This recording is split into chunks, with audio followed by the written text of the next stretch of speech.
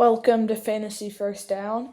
Today I'm going to be giving you a short overview of what happened in the game between the Eagles and the Cowboys on Monday and how that affects your fantasy team.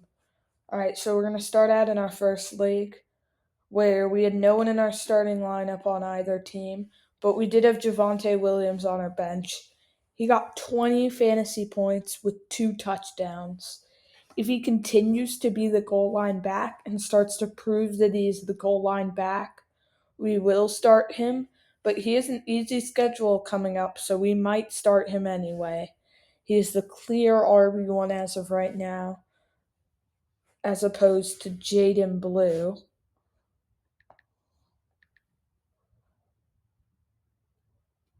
who is injured. He'll be back on the 14th, which means that he might be back for next week.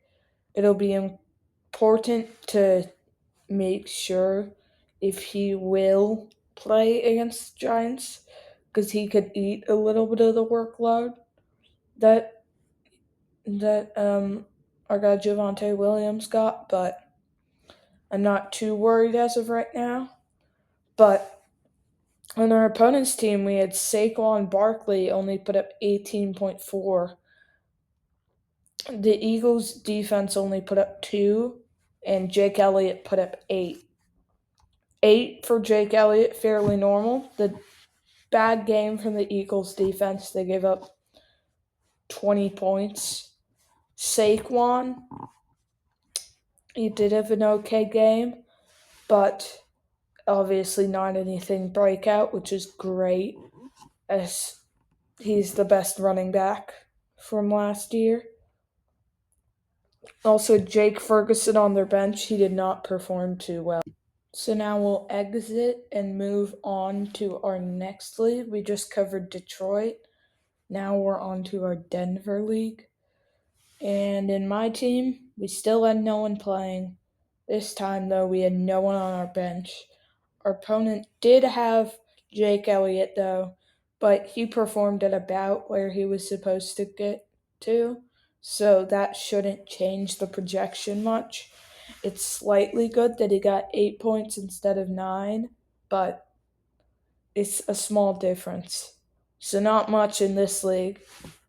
Next, we can go on to our Cleveland league, which now we're favored by a lot after our opponent had the Eagles defense and they only put up 2 points.